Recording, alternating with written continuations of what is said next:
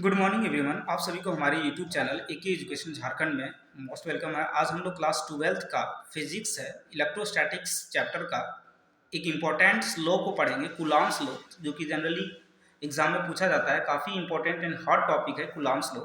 Generally question आ जाता है derive the Coulomb's law या statement of Coulomb's law, what do you mean bye Coulomb's law. तो short long question, short में भी long question में भी आ जाते हैं। तो हम लोग जल्दी वीडियो स्टार्ट करते हैं। अगर वीडियो फर्स्ट आए हैं तो वीडियो को लाइक करें, शेयर करें, सब्सक्राइब करें। तो कूलॉम्स लॉ का स्टेटमेंट क्या कहता है, चलिए हम लोग पढ़ते हैं। कूलॉम्स लॉ क्या कहता है, अकॉर्डिंग टू दिस लॉ, इस लॉ के अनुसार the electrostatic force of attraction और repulsion between two charges is directly proportional to the product of magnitude of two charges and inversely proportional to the square of distance between them. चलिए statements नहीं समझ में आएगा कि इस नियम के अनुसार, according to this law, Coulomb's law के अनुसार क्या कहता है कि जो इलेक्ट्रोस्टैटिक फोर्स होता है, इलेक्ट्रोस्टैटिक फोर्स होता है या इलेक्ट्रोस्टैटिक फोर्स का अट्रैक्शन या रिपल्सन। इलेक्ट्रोस्टैटिक फोर्स में अट्रैक्शन भी हो सकता है या रिपल्सन भी हो सकता है, ठीक है। टू चार्जेस, दो चार्जेस के बीच में अट्रैक्शन और रिपल्सन शो करता है। So attraction and repulsion is directly proportional to the product of magnitude of two charges. जो दो चार्जेस है हमारा Q1 charges and Q2 charges, इसका डायरेक्टली प्रोपोर्शनल होंगे and inversely proportional to the square of distance between them. जो दोनों charges के बीच में डिस्टेंस है उसके square of distance between them, square inversely proportional to the square of distance between them, ठीक है। सो ये अकॉर्डिंग टू कूलॉम्स लॉ के अनुसार क्या कहता है कि हम लोग पढ़े हैं कि लाइक चार्जेस जो होता है, लाइक चार्जेस क्या करते हैं, रिपेल, और नॉन लाइक चार्जेस क्या करते हैं, अट्रैक्ट। जैसे लाइक चार्जेस प्लस प्लस है तो प्लस प्लस हम लोगों को क्या करते हैं, लाइक चार्जेस रिपेल करते हैं। लाइक चार्जेस क्या करते हैं, रिपेल करते हैं। और प्लस माइनस वन है तो वो क्या करते हैं, अट्रैक्ट करते हैं। तो वो क्या करते हैं, अट्रैक्ट करते हैं। तो लाइक चार्जेस क्या करेंगे, लाइक चार्जेस रिपेल। तो ये दोनों प्रॉपर्टीज शो कर सकता है, या तो इलेक्ट्रोस्टैटिक अट्रैक्शन का या फिर रिपल्सन का, ठीक है। सो इसके अकॉर्डिंग टू कूलॉम्स लॉ के अनुसार क्या कहता है, कूलॉम्स लॉ का स्टेटमेंट क्या कहता है कि फोर्स जो इलेक्ट्रोस्टैटिक फोर्स जो है वो डायरेक्टली प्रोपोर्शनल होगा। चूंकि हमारा फर्स्ट चार्ज कितना था, Q1, और दूसरा चार्ज क्या था, Q2, और दोनों के बीच सेपरेशन क्या था, R। तो जो फोर्स होगा इलेक्ट्रोस्टैटिक फोर्स, वो directly proportional to the product of their charges, यानी Q1 एंड Q2। और दूसरा क्या बताया कि force is inversely proportional to the square of distance between them. जो दोनों चार्जेस के बीच में डिस्टेंस है उसका square of distance between them. So combining these equations, so force is directly proportional to the Q1 Q2 divided by R square. Physics में हम लोग जानते हैं कि कभी प्रोपोर्शनलिटी साइन हटता है तो एक कांस्टेंट इंट्रोड्यूस करता है, और यहाँ पर constant so F is equal to K Q1 Q2 by R square, ठीक है।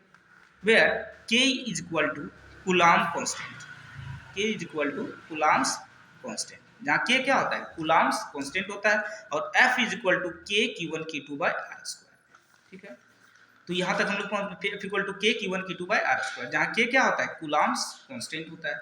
अब देखते हैं वैल्यू ऑफ Coulomb constant। कहता है Coulomb constant का वैल्यू किस किस चीज पर डिपेंड करता है। जो Coulomb constant का वैल्यू जो होता है वो किस किस पर डिपेंड करता है। तो the value of K depends on the system of unit. सबसे पहले एक सिस्टम ऑफ यूनिट पर डिपेंड करता है, and the medium in which the charges are kept. कहता है कि किस मीडियम में चार्जेस को रखा जा रहा है उस पर डिपेंड करता है, और साथ ही साथ उसके सिस्टम ऑफ यूनिट्स पर डिपेंड करता है, ठीक है। तो Coulomb कांस्टेंट जो है वो हम लोगों को देखें कि Coulomb कांस्टेंट किस किस पर डिपेंड करता है। तो Coulomb कांस्टेंट K का वैल्यू जो डिपेंड्स करता है वो सबसे पहले हमारा डिपेंड्स करता है सिस्टम ऑफ यूनिट पर।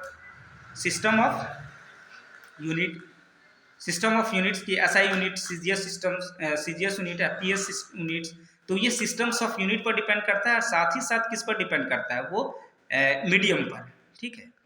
मीडियम पर कि किस मीडियम में चार्जेस को रखा जाए, charges are kept in which medium.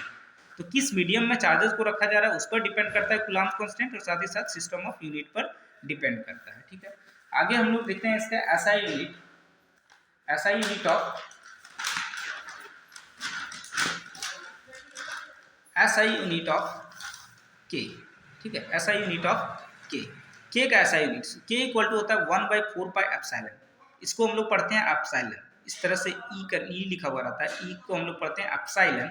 So epsilon का वैल्यू होता है epsilon is equal to epsilon naught into epsilon R, epsilon naught into epsilon R। तो यहाँ से एप्सिलॉन की जगह पर हम लोग रख देंगे epsilon naught into epsilon R। तो K का फॉर्मूला हो जाएगा K equal to 1/4 pi epsilon naught into epsilon R, ठीक है। Where epsilon is equal to, epsilon को क्या बोलते हैं, absolute permittivity of medium. Epsilon को बोलते हैं absolute permittivity of medium.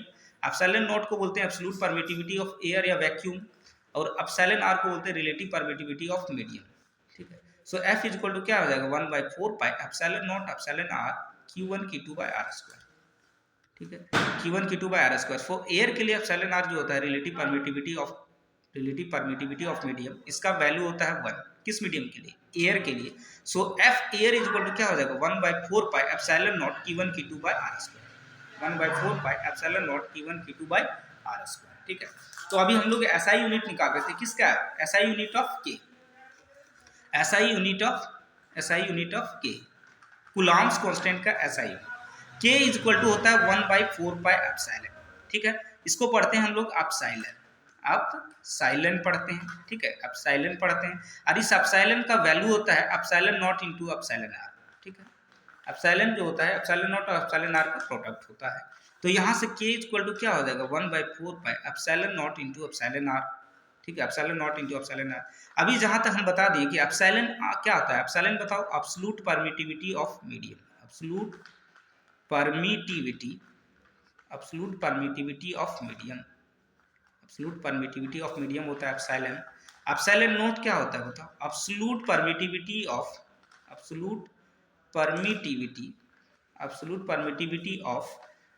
Air या फिर वैक्यूम, ठीक है, एब्सोल्यूट परमिटिविटी ऑफ एयर या वैक्यूम। एप्सिलॉन आर क्या होता है बताओ, absolute permittivity of medium, absolute permittivity of medium होता है। सो एफ का फार्मूला क्या हो गया 1/4 pi epsilon naught epsilon r और Q1 Q2 by are square. अभी हम लोग बताए थे कि एयर के लिए, फॉर एयर के लिए जो एप्सिलॉन आर का वैल्यू होता है वो 1 होता है, फॉर एयर के लिए एप्सिलॉन आर का वैल्यू कितना होता है 1 होता है। तो यहाँ से एफ इज इक्वल टू क्या आ जाएगा 1/4 pi epsilon naught Q1 Q2 by are square, Q1 Q2 by are square, ठीक है। तो यहाँ तक हम लोग डिस्कस कर लिए। अब हम लोग देखते हैं नॉट, कहता है कि इंपॉर्टेंट नॉट में ये 1 मार्क्स में डायरेक्ट पूछ लिया जाता है कि the value of epsilon naught का वैल्यू कितना होता है। तो एप्सिलॉन नॉट का वैल्यू होता है 8.85 × 10⁻⁻12 coulomb square per newton metre square. And the value of 1/4 pi epsilon naught, इस पूरे 1/4 पाई एप्सिलॉन नॉट का वैल्यू जो होता है वो होता है 9 × 10⁹ newton metre square per coulomb square. ये काफ़ी इंपॉर्टेंट रिजल्ट है, ये दोनों रिजल्ट आपको याद रखना है, नॉमरिकल्स में हेल्प करता है।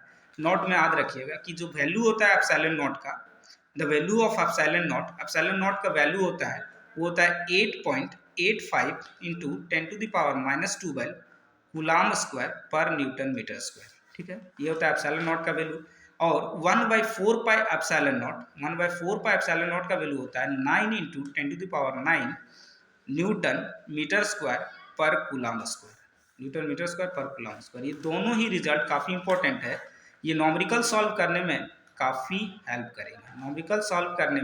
हेल्प करेगा, डायरेक्ट वैल्यू यूज कर लेते हैं हम लोग 1/4 पाई एप्सिलॉन नॉट का और एप्सिलॉन नॉट का, ठीक है। तो ये दोनों रिजल्ट और डायरेक्ट 1 मार्क्स में पूछ लिया जाता है क्वेश्चंस, काफ़ी इंपॉर्टेंट है कि what is the value of epsilon naught, so 8.85 × 10⁻⁻12 coulomb square per newton metre square.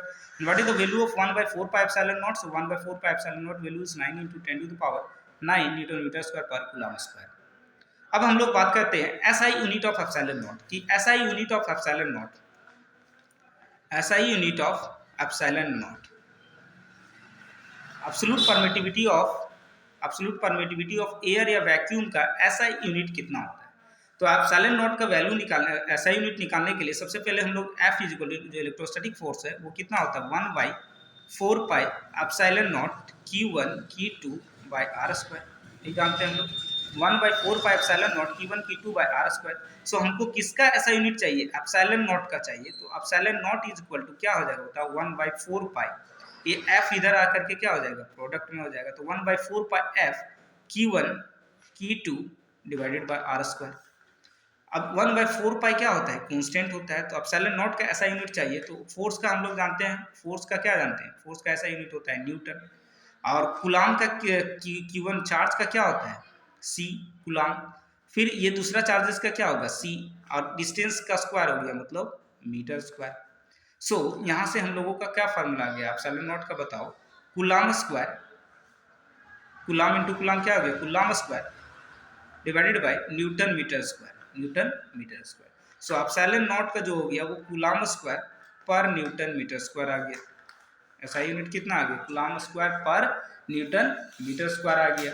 अब हम लोग देखते हैं डायमेंशनल फार्मूला, ठीक है, dimensional formula of epsilon not, dimensional formula of epsilon not, किसका डायमेंशनल फार्मूला? एप्सिलॉन नॉट का। सो अभी हम लोग एज वी नाउ दैट, हम लोग फार्मूला जान रहे हैं, formula as we now that formula जान रहे हैं। फार्मूला क्या होता है? F is equal to 1/4 pi epsilon naught Q1 Q2 divided by are square. So हम लोगों को किसका ऐसा यूनिट चाहिए बताओ? एप्सिलॉन नॉट का चाहिए।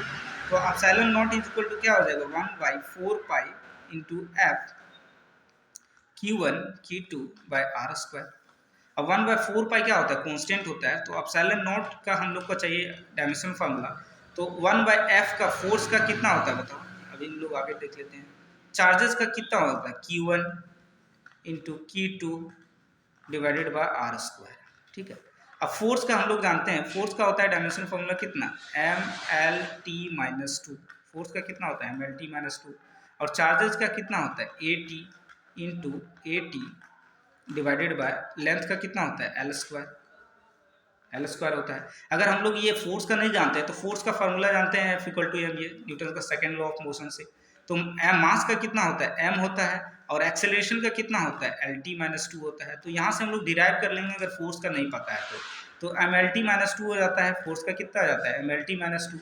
सो ऊपर में क्या आ जाएगा बताओ? ए इंटू ये क्या हो गया? ए स्क्वायर और T square divided by M. L का पावर 2 और 1 का एल का पावर 3 कितना हो जाएगा? 2 और 1 कितना हो जाएगा? 3। और टी का पावर कितना हो गया? -2। सो अब बताओ एम को हम लोग ऊपर ले जाएंगे तो एम का पावर -1, एल का पावर कितना हो जाएगा? ये भी ऊपर जाएगा तो -3, और टी का पावर -2 ऊपर जाकर प्लस हो जाएगा, टी का पावर 4 और ए स्क्वायर, ठीक है। तो ये एप्सिलॉन नॉट का क्या आ गया? डायमेंशनल फार्मूला कितना आ गया? एम का पावर -1, एल का पावर -3, टी का पावर 4 और ए स्क्वायर, ठीक है। ये समझ में आ गया। एसआई यूनिट समझ में आ गया। एसआई यूनिट एप्सिलॉन नॉट का क्या होता है? Coulomb square per newton metre square. और डायमेंशनल फार्मूला कितना आ गया? m-1 l-3 t का पावर 4 a स्क्वायर, ठीक है। ये आ गया समझ में। अब हम लोग देखते हैं रिलेटिव परमिटिविटी। रिलेटिव परमिटिविटी को हम लोग एप्सिलॉन r से डिनोट करते हैं। रिलेटिव परमिटिविटी को एक और नाम से जाना जाता है dielectric constant. Dielectric constant k से डिनोट करते हैं और एप्सिलॉन r से डिनोट करते हैं। तो रिलेटिव परमिटिविटी क्या होता है? बेसिकली ये दो चीज़ का रेशियो होता है, एक electrostatic force of air to the electrostatic force of medium. पढ़ देते हैं। अगर डिफाइन करने के लिए आता है कि what do you mean by relative permittivity, तो it is defined, the definition लिखना है इसको, it is defined as the ratio of electrostatic force between two charges separated by a distance in air to the force between same charges separated by a same distance in the medium, ठीक है। तो basically ये क्या है? It is the ratio of electrostatic force of air to the electrostatic force of medium, ठीक है। तो epsilon r और एप्सिलॉन r से भी डिनोट करते हैं रिलेटिव परमिटिविटी को, इसका नाम डाइलेक्ट्रिक कांस्टेंट k से भी डिनोट करते हैं, तो कंफ्यूज नहीं होना। Basically it is the ratio of electrostatic force of air medium to the electrostatic force of medium, ठीक है। तो बेसिकली ये हमारे पास दो चीज का रेशियो है, तो ना ही इसका कोई क्या होगा? एसआई यूनिट होगा और ना ही इसका कोई डायमेंशनल फार्मूला होगा, ठीक है। तो it has no units and no dimensional formula. इसका ना ही कोई यूनिट होगा और ना ही क्या होगा? इसका डायमेंशनल फार्मूला होगा। किसका? रिलेटिव परमिटिविटी का। तो it has no unit and no dimension, it has no unit and no dimension. अब हम लोग देखते हैं value of epsilon r, relative permittivity का वैल्यू, ठीक है। Value of epsilon r, relative permittivity का अलग अलग मीडियम में कितना वैल्यू होता है। तो relative permittivity of air medium के लिए रिलेटिव परमिटिविटी होता है 1, ठीक है, एयर के लिए होता है 1। और वाटर मीडियम के लिए रिलेटिव परमिटिविटी होता है 80। और फॉर मेटल के लिए रिलेटिव परमिटिविटी होता है इनफाइनाइट, ठीक है। और माइका के लिए जो रिलेटिव परमिटिविटी होता है, माइका या फिर हम लोग इसको अवरक बोल सकते हैं, तो एप्सिलॉन रिलेटिविटी होता है 6, ठीक है। तो अभी समझ में आ गया कि सबका हम लोग रिलेटिव परमिटिविटी का बात कर लिए। तो रिलेटिव परमिटिविटी का वैल्यू का बात कर रहे थे, value of relative permittivity epsilon r। तो रिलेटिव परमिटिविटी का एयर के लिए जो होता है, फॉर एयर मीडियम के लिए जो होता है रिलेटिव परमिटिविटी का वैल्यू वो कितना होता है? 1 होता है। कितना होता है? Relative permittivity for air medium के लिए 1 होता है। वाटर के लिए बताओ कितना होता है? फॉर वाटर मीडियम के लिए रिलेटिव परमिटिविटी, वाटर के लिए रिलेटिव परमिटिविटी जो होता है वो होता है 80। वाटर के लिए रिलेटिव परमिटिविटी कितना होता है? 80। और मेटल के लिए मेटल के लिए जो रिलेटिव परमिटिविटी होता है, मेटल के लिए रिलेटिव परमिटिविटी वो इन्फिनिटी होता है। कितना होता है? इन्फिनिटी होता है। और माइका के लिए माइका के लिए या फिर इसी को हम लोग बोलते हैं अवरक, माइका या अवरक के लिए जो रिलेटिव परमिटिविटी होता है उसका वैल्यू होता है 6, उसका वैल्यू होता है 6। ठीक है, तो ये हम लोग पूरा कूलॉम्स लॉ से रिलेटेड सारी चीज़ को डिस्कस कर लिए कि कूलॉम्स लॉ क्या होता है। साथ ही साथ हम लोग कूलॉम्स लॉ का एसआई यूनिट के बारे में डिस्कस किए हैं, फिर उसका हम लोग डायमेंशनल फार्मूला के बारे में डिस्कस किए हैं, फिर हम कूलॉम्स कांस्टेंट किस किस वैल्यू पर डिपेंड करता है वो भी हम लोग डिस्कस कर लिए कि किस किस पर होता है, एक सिस्टम ऑफ यूनिट पर और दूसरा मीडियम पर, किस मीडियम में चार्जेस को रखा जाता है उस पर। साथ ही साथ हम लोग एसआई यूनिट डायमेंशनल फार्मूला देख लिए, फिर हम लोग रिलेटिव परमिटिविटी देख लिए और रिलेटिव परमिटिविटी का वैल्यू भी देख लिए कि रिलेटिव परमिटिविटी का एयर में, वाटर में या फिर मेटल में या माइका में कितना कितना वैल्यू होता है। तो आई होप आप लोगों को ये वीडियो अच्छा लगा होगा।